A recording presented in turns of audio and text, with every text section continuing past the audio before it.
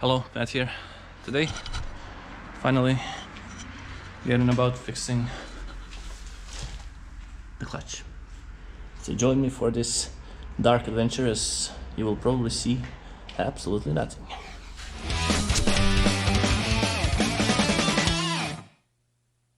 Let us do the quick situation scouting. So, I think I'll have enough space to just push the drive shaft aside. We will need to remove up there shifter linkages. We have 2 bolts here and 4 here for the mount. There is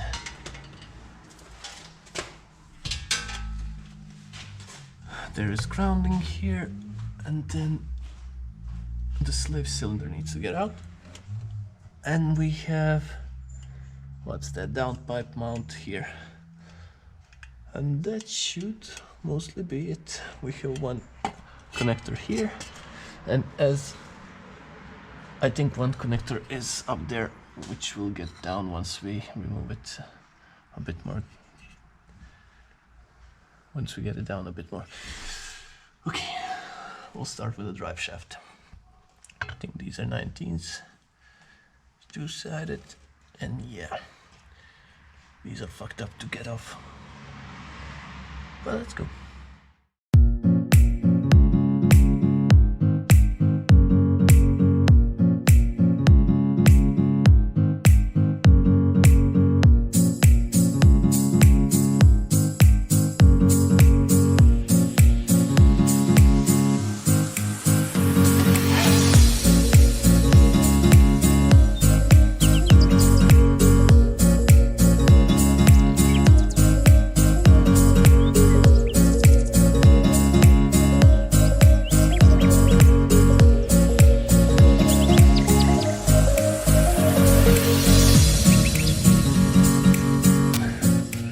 So now I'm removing the slave clutch cylinder, as you can see, and you could have seen in the time lapse.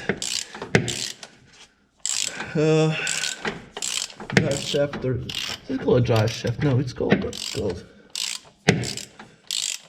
I don't know. Prop shaft. Propeller shaft is off. And once I remove this, I have gear linkage to remove, which shouldn't be that hard. Then we have starter motor to remove. That will be a bollocks of a job.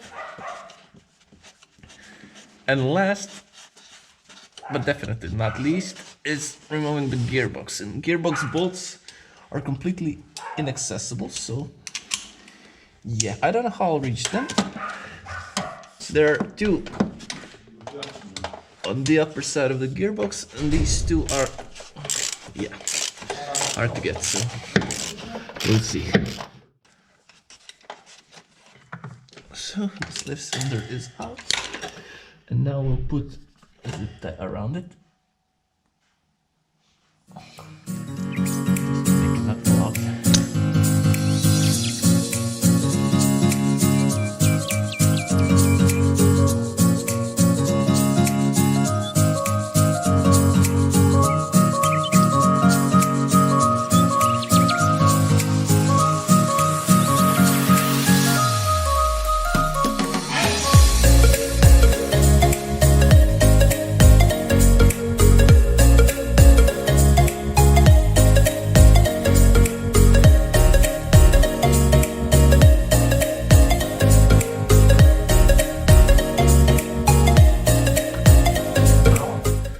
For the starter motor, there are 2 bolts as far as I can see. I hope there are only 2. If there are 3, I'm fucked up. But there is 1 up here, as you can see. God damn it. How long can you be? Well, it's very long. And then there's this other one. Now we'll take them off. So these 2 bolts are out. There's one more, but this one also holds the gearbox. It's up here under my finger right now. I cannot show you that. Then there are 1, 2, there is a third one here, and then there should be 2 more up there. But hell, I don't know how to get to those. Hopefully I will get long sockets that will go from here up to there, and then try to unscrew them here. So now let's go and play with that.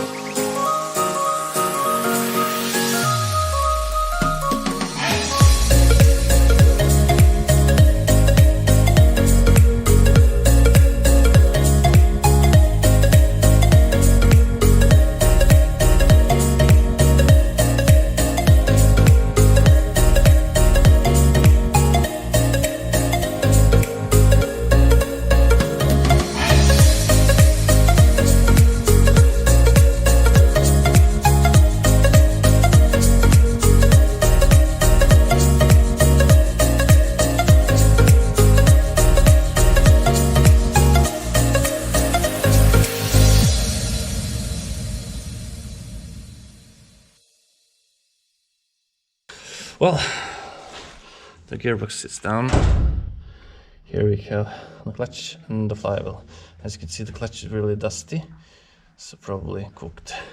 Now, I don't know what these are, but now we're going to take this off. And I will show you on the gearbox there are 10 bolts. 2 are up, you cannot see them, you have to feel them, put the sockets on. And I used the sockets 10 and a bit extension socket because I don't have half-inch. You need half-inch E12 and E10, E12 and E10. So yeah.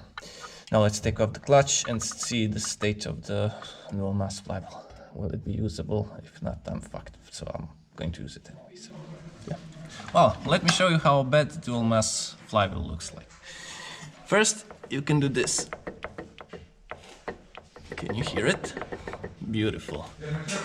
Shouldn't do that. But then this.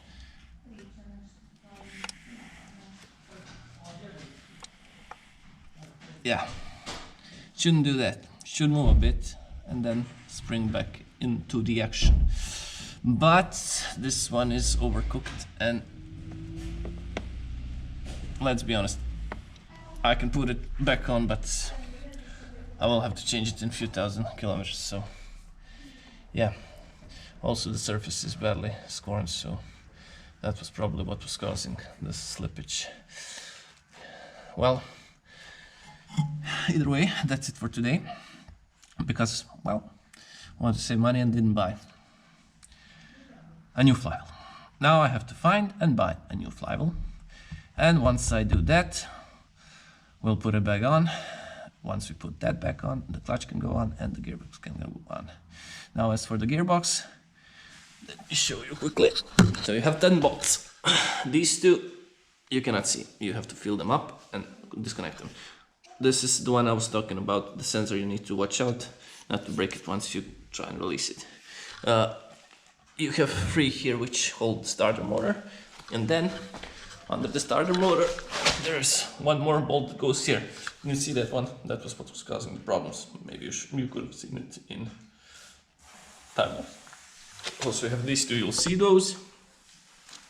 These are nut bolts, and these two, which also hold downpipe mount. So yeah, hard to access, but you can do it.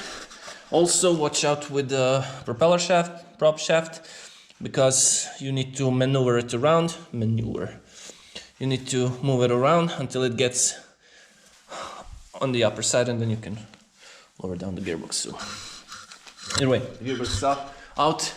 Clutch, as you can see, almost completely worn out. This is the new one, which I don't like the look of it. It has a lot of metal. I don't know. It's a Vallejo one. It was the cheapest. I went for it. I don't know why. The original is LUK. It's about 50% more expensive than this one.